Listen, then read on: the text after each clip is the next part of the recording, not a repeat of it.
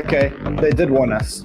They did warn us. They told us that the inflation numbers were going to be high. They warned us that the inflation numbers were going to be high, and the inflation numbers were higher than expected. We got 7.5% year on year instead of 7.3% year on year. But what does that actually mean? So we're going to dig into the inflation numbers.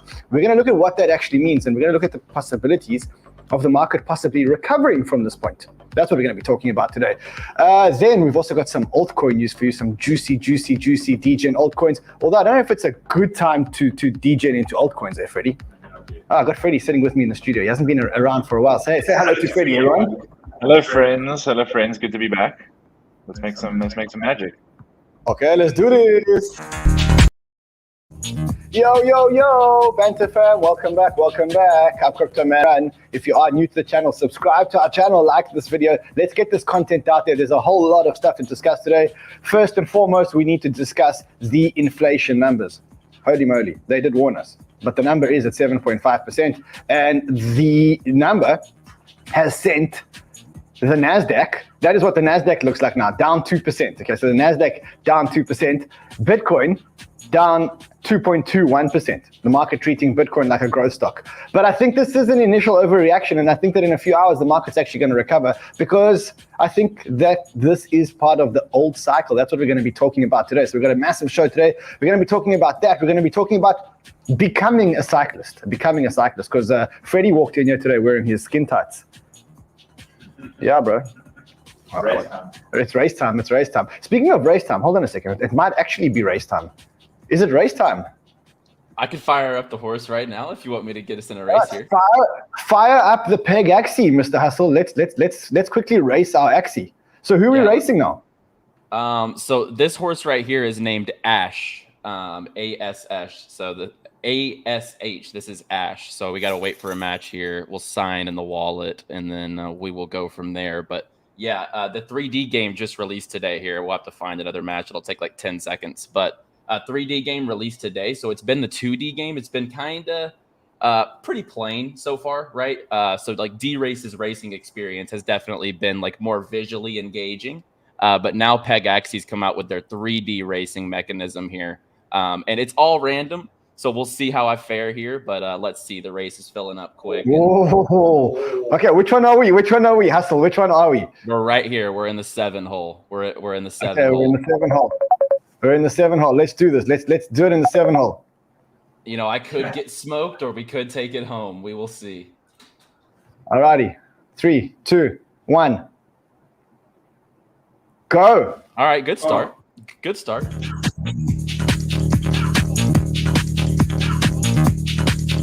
How are we doing?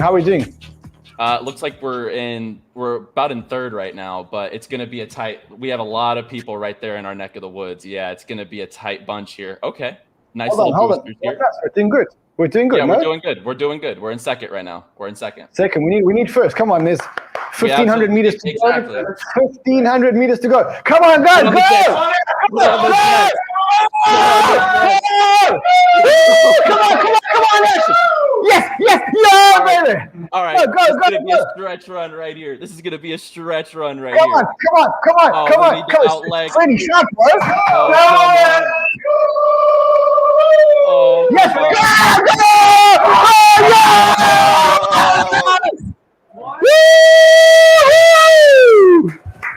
What a horse, baby. What a horse. That was not planned. Guys, that was not planned. That was not planned. Did we win? Yeah. We won. First place. Let's go. First place. So what did we win?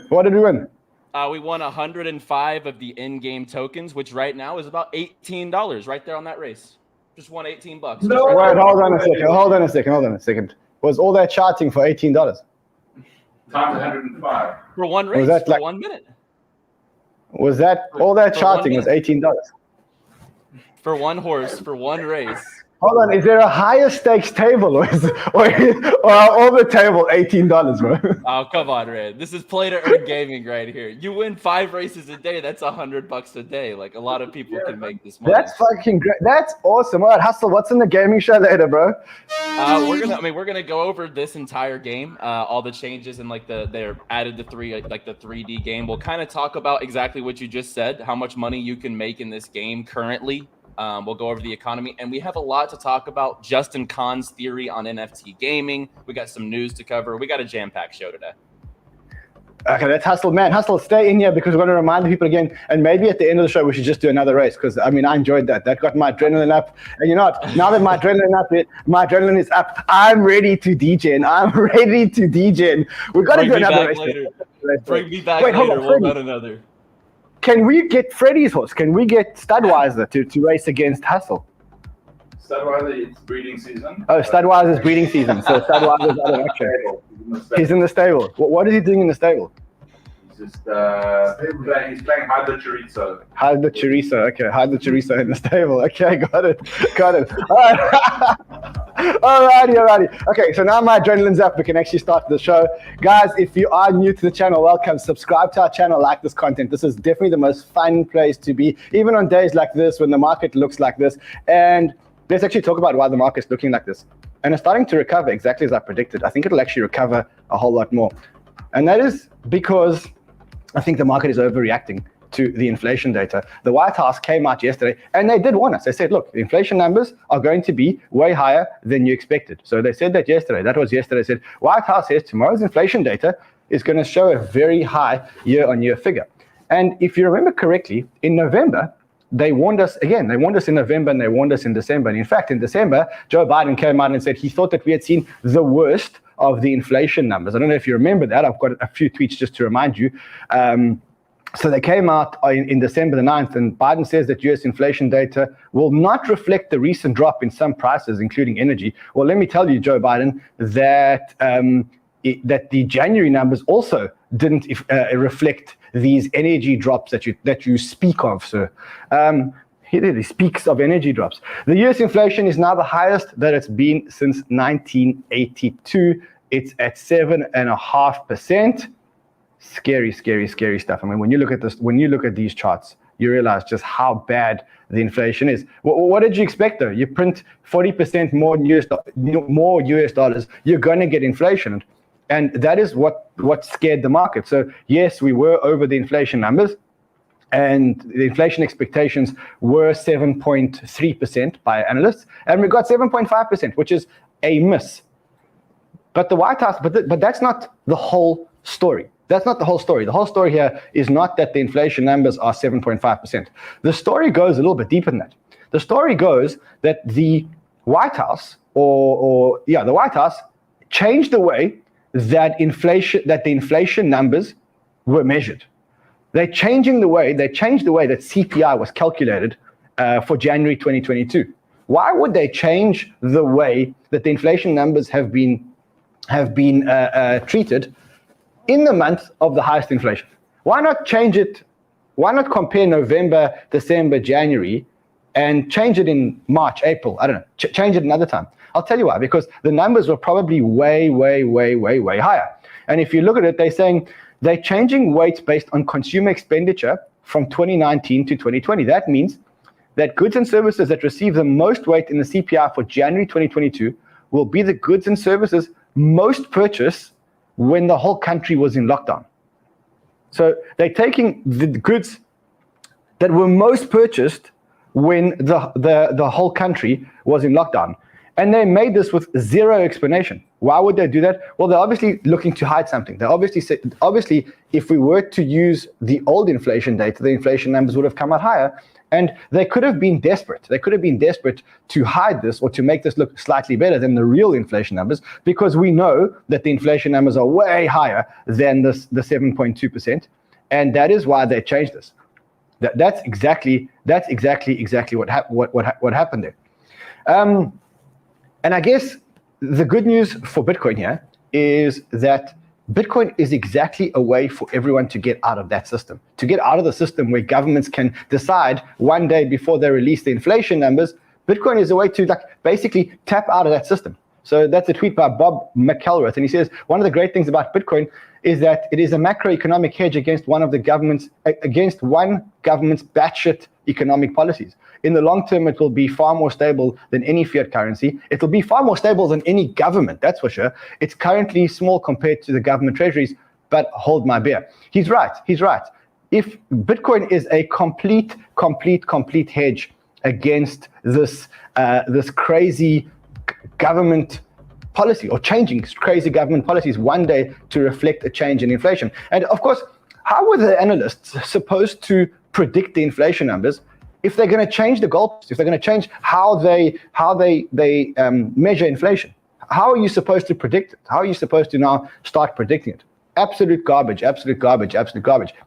Anyway, be that as it may, what happened straight after the inflation numbers were published, well, the fear of the increased inflation created fear that Jerome Powell was going to be much more aggressive in the increase of interest rates. And now economists are actually talking about 6 interest rate hikes in 2022. That is what people are scared of. People are scared of the Fed slamming on the brakes now. Or now the Fed has to slam on the brakes. Now there's no more discussion about it. The question is, how hard are they going to slam on the brakes? People were talking about 4 interest rate hikes in 2022. Now people are talking about 6 interest rate hikes in 2022. So quite a big jump in the number of interest rate hikes. Also, the probability of a 50 basis point increase in March has gone from 30% before the CPI numbers to 43%. So more and more, we are getting nearer to an expectation by the market, or a realization by the market, that inflation is actually going to go to 0.5, go up. Sorry, interest rates are going to go up 0.5 in March instead of 0.25, and the Fed's going to have to put on the brakes. So that's the story, and that is what's taken the markets down, and that's what's taken Freddie's portfolio down. Is your portfolio still down? Brother, I'm in the green all day, every day, 7 days a week, 52 weeks a year. Because you're trading JPEGs. Yeah.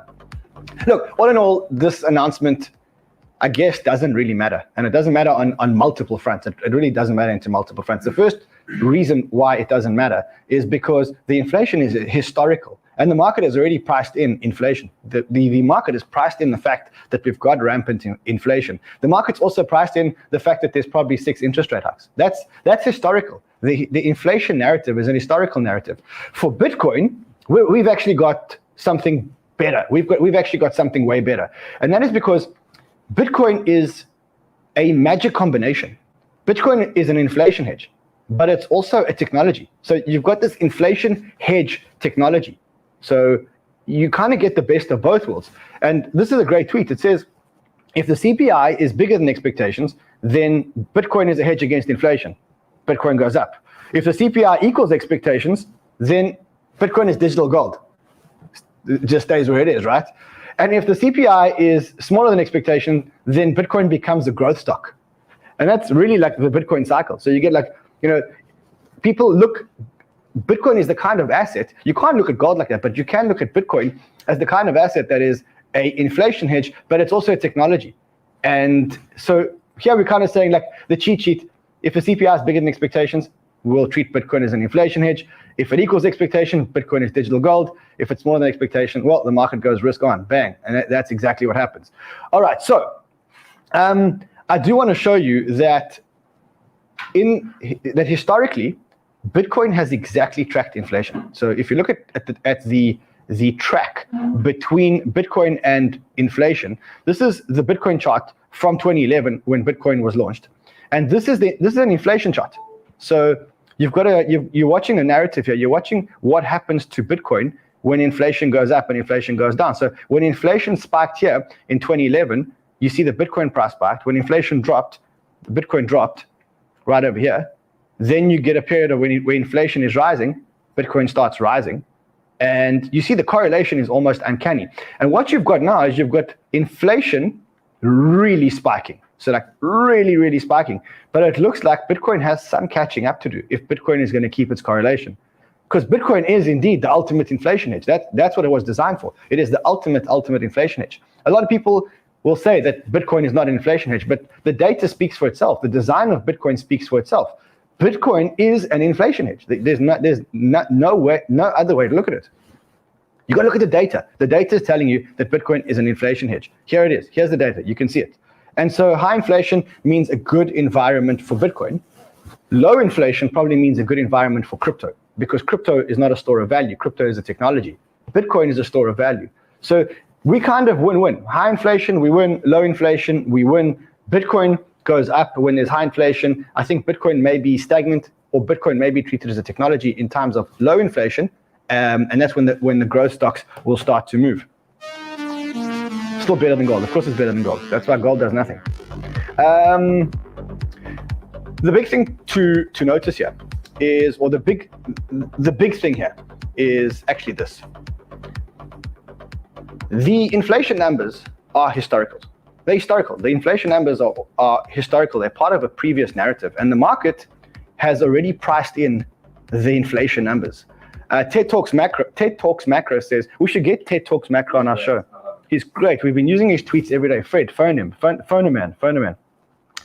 Thursday's CPI poses a more lucrative opportunity for bulls than for bears, in my opinion. And I agree with him, even though the numbers are bad. An environment with higher inflation has already been aggressively priced in since November 21. When the market has yet to price in, what the market has yet to price in is a scenario where inflation has peaked. Now, I think that we've probably peaked here. And so the market has got to price in an environment where where inflation has peaked. Inflation is actually part of the previous cycle. Inflation is part of the previous cycle. And what I said to you guys on Sheldon's show is that you need to learn this new sport. And it's a sport called cycling. Did we write the article about cycling? Did we put that article up on your website, Freddie? Oh, it's going to get put up. Okay. So there is a new sport, and the new sport is cycling. Cycling is not like, you don't need to be fit. You don't need to be strong. Cycling is just learning to understand cycles. If you understand market cycles and you understand crypto market cycles, then it's actually the most lucrative sport in the world. I said earlier, it's actually more lucrative than playing football, because that's why Tom Brady gave up football to take up cycling. He took up NFT cycles. He's coming to trade NFTs. Because if you know how to trade the market cycle, if you know how to identify the market cycle, that's when you make a lot of money. You make probably more money than a professional athlete. And you don't have to take drugs like Lance Armstrong. You can take drugs, it makes it a lot more fun, but you don't have to take drugs for succeeding in this sport. But you can, it just makes it a lot more fun. So the reason why I say that the market cycle is that you got to become cyclists is because remember that when we crossed this line over here. Okay, you remember when we crossed this line over here? So this was the first cycle, or this was the break of a cycle. And I showed you guys the previous cycle. When we broke the previous cycle, you see we broke the previous cycle. And I said earlier on Sheldon's show that what happened is the noobs come and cycle somewhere over here. And then they ride a little bit and they get a little bit of the uphills, but then they get tired of the uphills, or then they get exhausted here. And then what happens is they ride the whole cycle down because they arrived so late. And actually the smart people, the smart cyclists, they know how to identify this point here when the new cycle has started. And then the good cyclists, they can ride up, right? You never see a bad cyclist riding up the Tour de France, riding up the Pyrenees Mountains, right? But the bad cyclist gets on over here, thinks he's a very good cyclist, and then he rides all the way down. And he screams the whole way down and screams and moans and complains and tells you about how hard he's been riding. But if you can identify where the cycle breaks, like here, and then you ride the whole cycle up, well, that's what makes a good cycle. And we've seen that same break in the cycle over here. Now, it's not going to be a quick break. It's not going to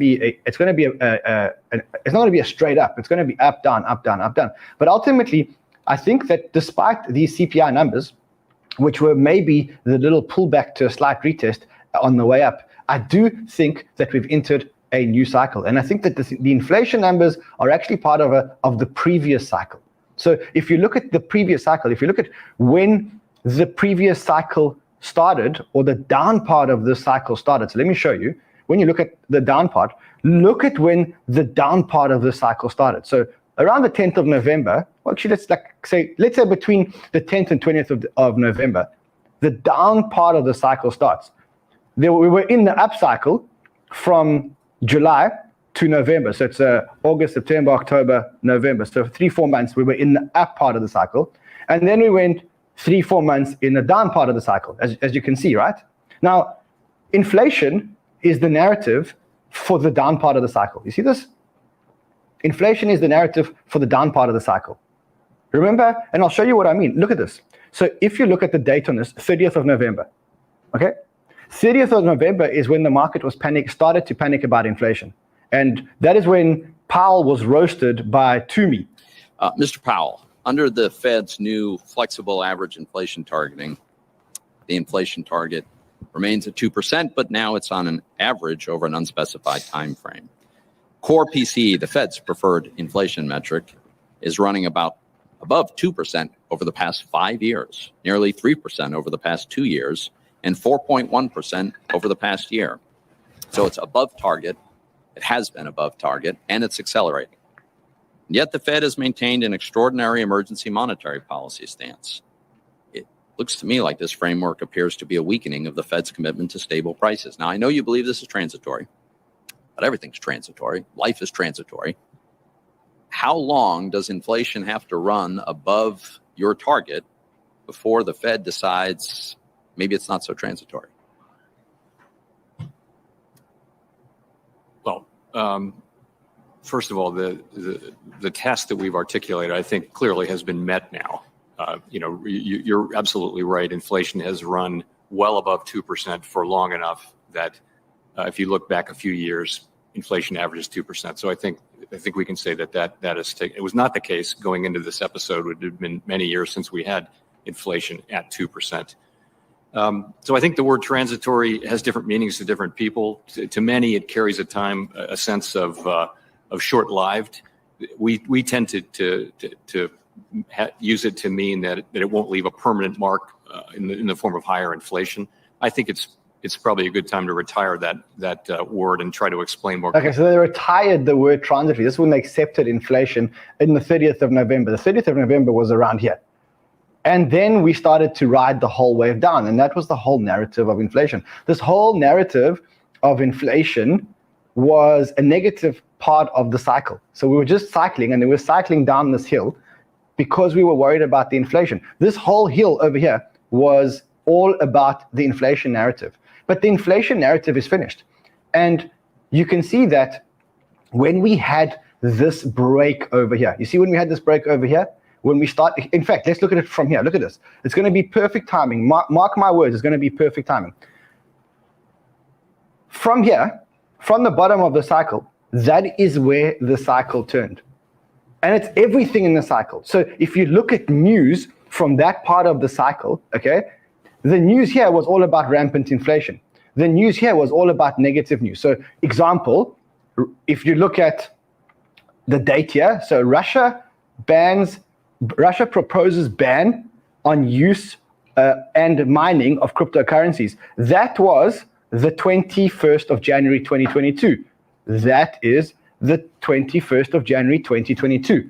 Coincidence? Then the trend line breaks on the 4th or 5th of Feb, more or less, the trend line breaks, and we get another Russia headline on the 9th of Feb, Russia to regulate crypto, dispelling fears of a crypto ban.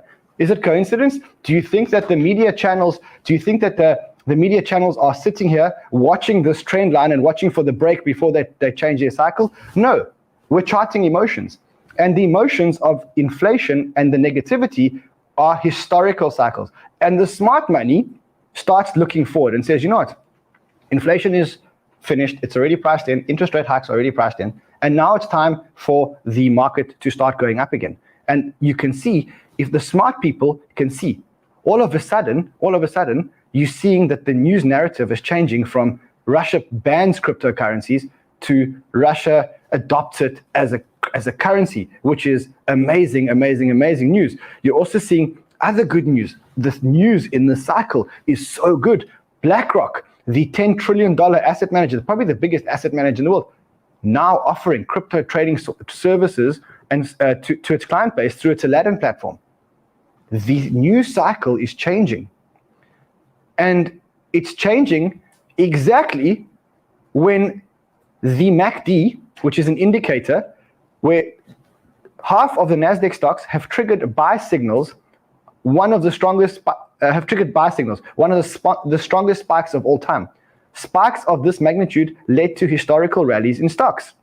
So you can see that the sentiment changed from being very low to all of a sudden being very high. And if you picked it up when that happened, then you can start riding the cycle. And you can see that the media, without analyzing all of this, are riding the cycle. You had the KPMG news coming out yesterday. You had Disney entering the metaverse. So you had KPMG coming out yesterday. Surprise, surprise. Why didn't KPMG come out over here? Surely they've been buying over here. Surely this is not new. But as the cycle broke, we published positive Russian news.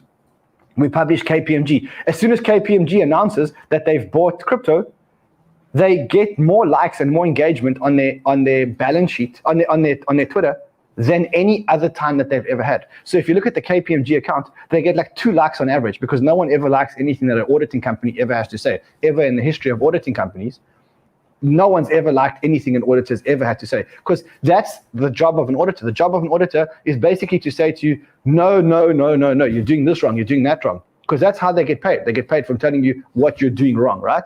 Now KPMG has put this on their balance sheet. So now they've got a whole lot of likes. All of a sudden, people are liking this. And the more people are liking this, the more corporates are looking and saying, you know, if we get into this metaverse thing, if we get into this crypto thing, we're going to attract the new generation. We're going to attract the people that are leading this. And you can see that all the big companies in the world are doing exactly that. Bang, McDonald's, to join the metaverse. Why are they coming to our metaverse? To give us all jobs when the market goes down. Is that the story here? You can't run, you can't hide. You can't run, you can't hide. McDonald's is coming to the metaverse. If you can't get a job at McDonald's, if you can't get a job at McDonald's real, then go get a job at McDonald's virtual. But ultimately, we're all going to have jobs at McDonald's. Then you're also seeing Disney coming to the metaverse. And I actually think that this news of Disney coming to the metaverse is actually much bigger than you think, because Disney actually has been in the metaverse for many years. Disney's been living in this imaginary world for many years. Now, I'm not a big believer that corporate America can enter the metaverse successfully. I think that like Mark Zuckerberg is not going to be very successful. I don't even think that Apple are going to be very successful in the metaverse. But Disney actually has a chance, because they've actually been living in the metaverse for many, many, many years. Like, you think about all their productions. Disney has been a metaverse company for many years, but they never had the tool. So I think that Disney news is actually very, very, very cool news. Then the other bit of good news that I saw today, really good news, really, really, really good news, but bad news for us, Freddie. Bad news for us is that Binance invests in Forbes. So Binance invests in Forbes. They bought a stake in Forbes for $200 million. So get this.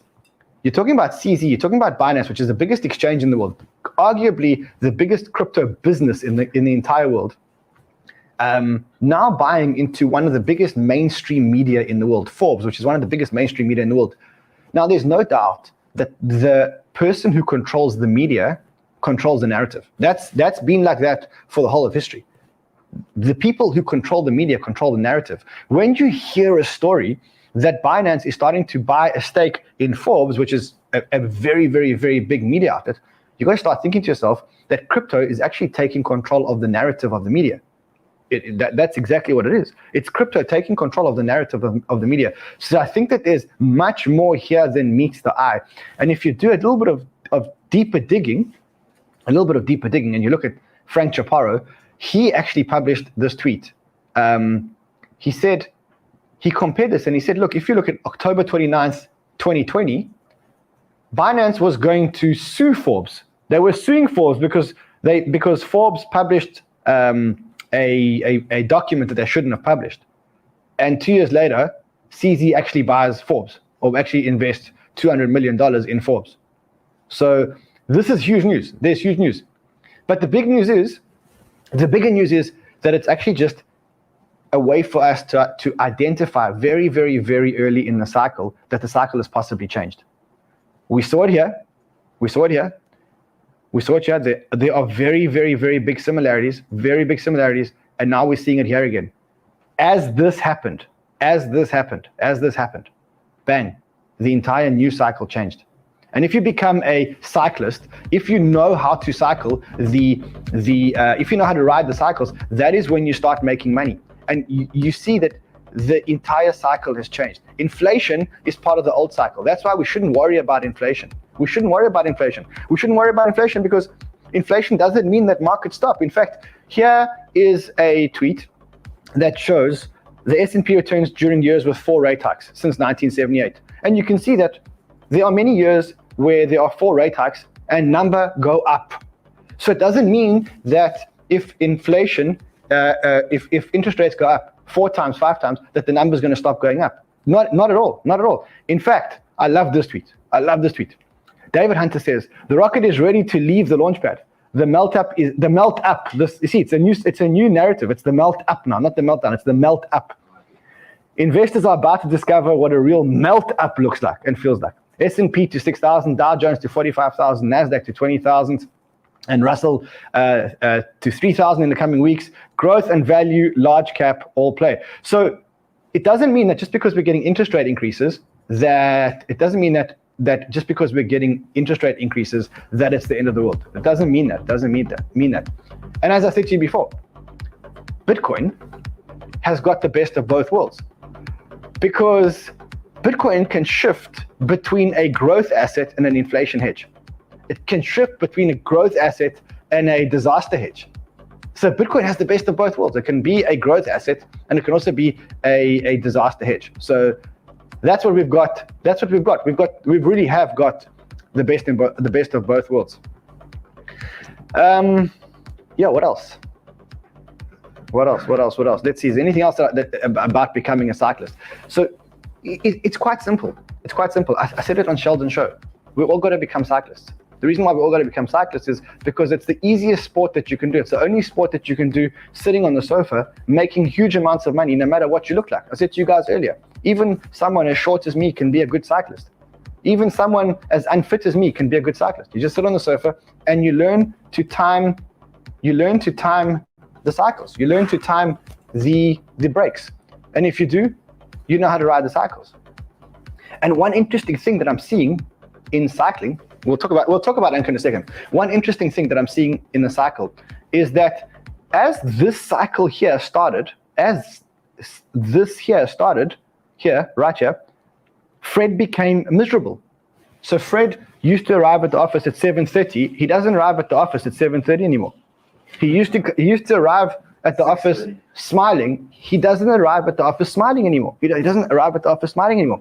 You know why? Because if you know how to ride the cycle, what you may have noticed is that since Bitcoin started to break this trend, there was another cycle which was affected by this break. And that is, I guess, part of cycling. Because remember, every single cycle brings with it new narratives. The first cycle was around money printing. The second cycle was around inflation. This here is around money printing. Money printing, we've got so much money in the economy, money can only go up. This here is about inflation. This here is about something completely different. This here is about growth stocks. This is about growth. This is a narrative of growth. I think that's the narrative that's going to play out here. But when this narrative over here started, there was one narrative that took a dive, and that's NFTs. So what you saw is you saw the NFT data, and I may actually even have the data for you guys. Do we have all the amazing NFT data? So here we go.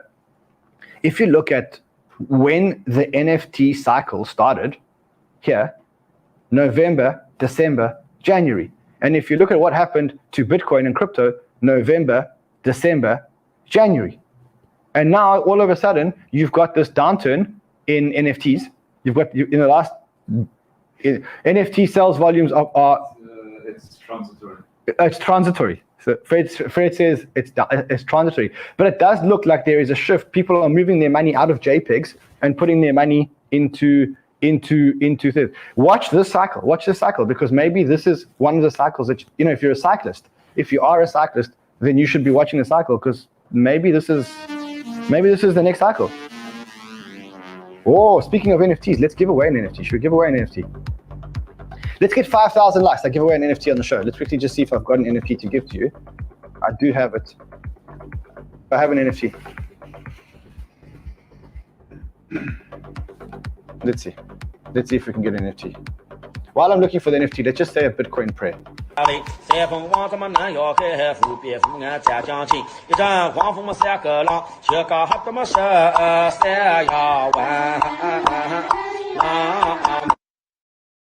Prayer always works. Okay, so we are giving away an NFT because I know that NFTs are not having a great time and there's a bad cycle.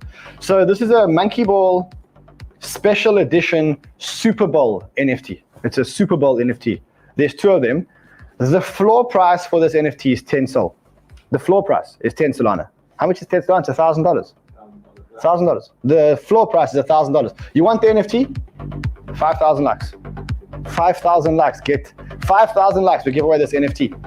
We can do it. We can do it. We can get there. We can get there. I will give away 2 of these NFTs. I'll give away 1 today and 1 I'll give away in the comments because it's only fair because not everybody can watch the show up. On the website. Give it away on the website. By the way, let's see if there's any news on the website today. We haven't been on the website today. Fred's like, I haven't posted any news. Haven't posted any news. KuCoin says today. We've got to read that article. Breaking news. What story is here?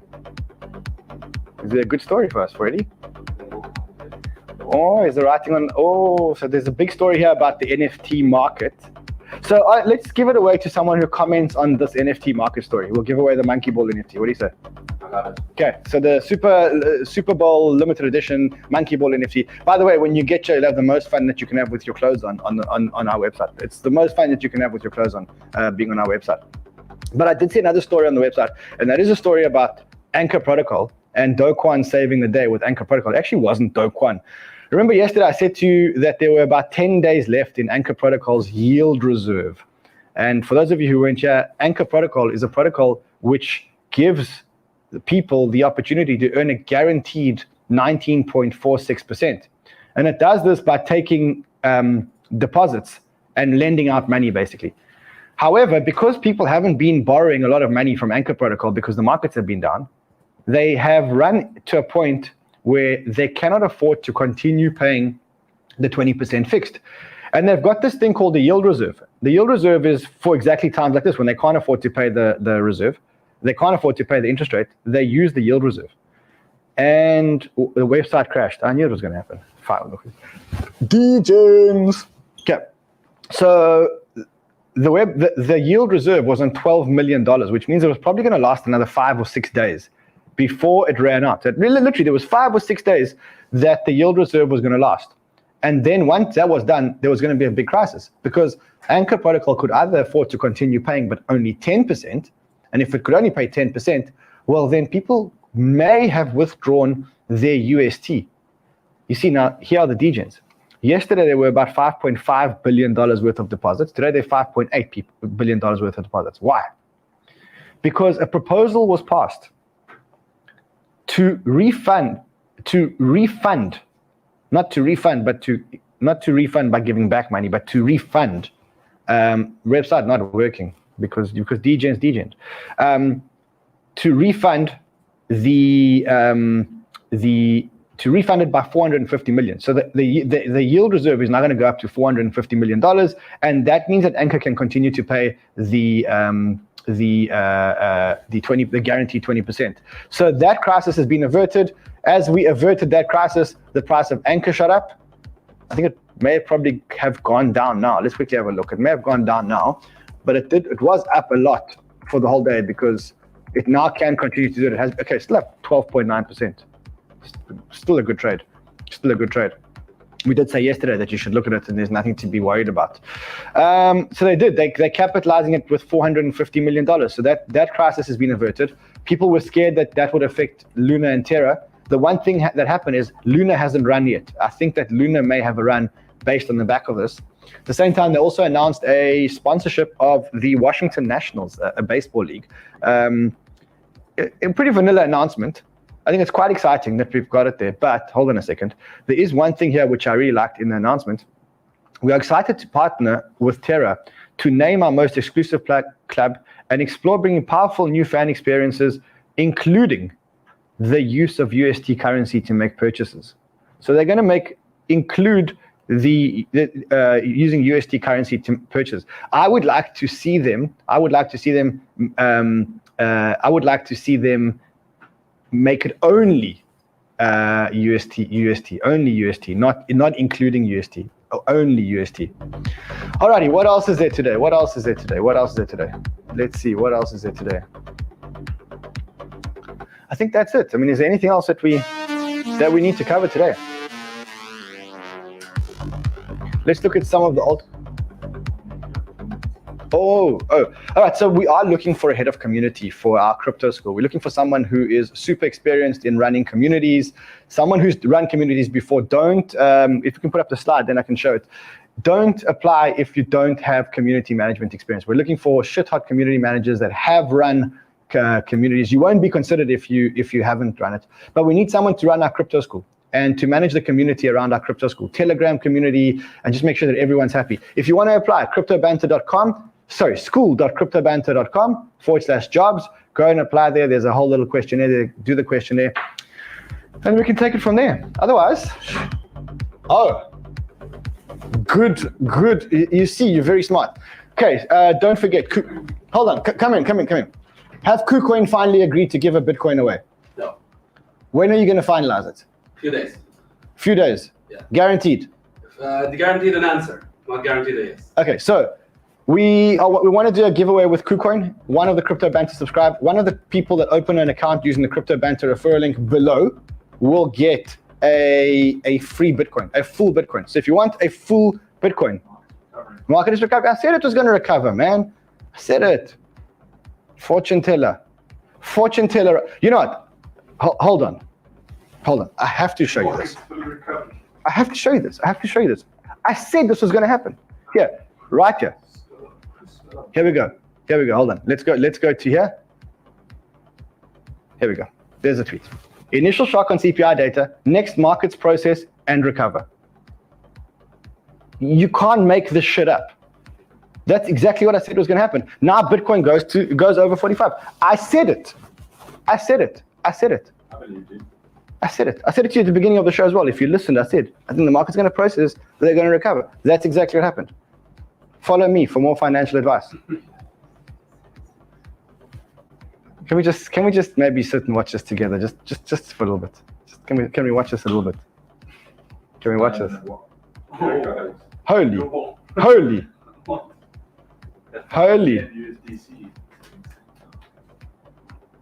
Just watch this with me. Just watch this. Just watch this with me. I said this was going to happen and it happened. I said I said the market needs to process it and then recovers. And then the market recovers. It's exactly what I said. Goodness. What of you? Did you close your lung? Loser. All right, Hustle, I'm ready for another race, bro. I'm ready for another race before we go. Let's do it. All right, let's hop in. Racing. While you're building up. Well, guys, while you're building up, come on. Just follow me here. While Hustle's building up a race for us, I need you all to stand up. Stand in front of your monitors.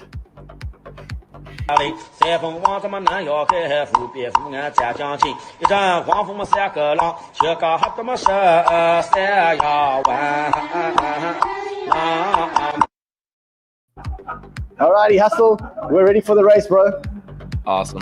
About to sign the message and go into this one. So usually I will preface, you don't usually win back to back. So if we win back to back, it's something about the prayer, Ran. I'm telling you. Tell me when you're ready, because I'm watching the Bitcoin price. Yeah, you're fine. Wow, the market is going to recover. The market recovered. It looks really good. The market bouncing from where it just from that news this morning. I said it. It was so obvious. Yeah, it was so obvious. That's good activity for the market. We're in the 9 hole here. It's not going down. It's 45. We need an 8 and a 12. There we go. All right, we're filled up. All right, guys, come on, let's do this. What is it? The same horse? What's his name? Same horse, Ash. All right, Ash, let's do this, Ash. All right. Like I said, we usually don't win back to back. We are in dead last right now, so just He's tired, bro. He just raced. yeah. Wait. Oh, okay. Yeah. Okay, Ash, Hold with a on, burst of energy hold on, here. hold on, Ash. Hold on, bro. Third place. Do we get money for third place? Yeah, you get money for any of the top 3 places. But you can see he's not looking. He's looking tired, bro. You're over racing him, Hustle. You're over racing him, bro. I'm not over racing him though. They have 25 races a day. If I can get second here, or maybe put on the Jets. Hustle, I want to ask something. Hustle, can you do 2 rounds in 15 minutes and still perform? Yeah. You can. Yeah, 100%. In 15 minutes. Yeah, you have 25 races a day. So we got. You can do 25 races. Hustle, bro. You missed the joke. You missed the joke. I know what you're saying. Everyone here missed the joke. I want to know if you can do 2 rounds in 15 minutes. I mean, I used to at your age. I would prefer not. I would prefer my 2 rounds. I would prefer my 2 rounds to be longer than 15 minutes. Oh, exactly. Okay, so we came third. We came third, yes. Alrighty, we came third. Hustle, what's on the show tonight? What are you doing on the show tonight? Like I said, we're gonna kind of dig into Justin Kahn, co-founder of Twitch, his NFT gaming theory and where he thinks things are heading. We're gonna play a little more Pegaxy because this is adrenaline packed. And then we have just some news bits across some of the projects we've been discussing. And I've got big announcements, potentially a giveaway, as well as announcing for the show on Friday that you definitely don't want to miss. So tune in later, 3 hours from now, we will be live. Amazing. Don't miss Hustle show. All right, do we have 5,000 likes? Or are we just giving the NFT away on the website? One on the website. How many do we have? 3.5. 3.5 thousand likes. Yeah. Oh, okay, so we'll give it away tomorrow. Give it away. And we'll give it away on the website. Someone on the website will win, and someone will win tomorrow. I will see you guys again later on Hustle Show because I want to watch the Pegaxy because I'm addicted. See you guys later. Until then, trade well, my friends.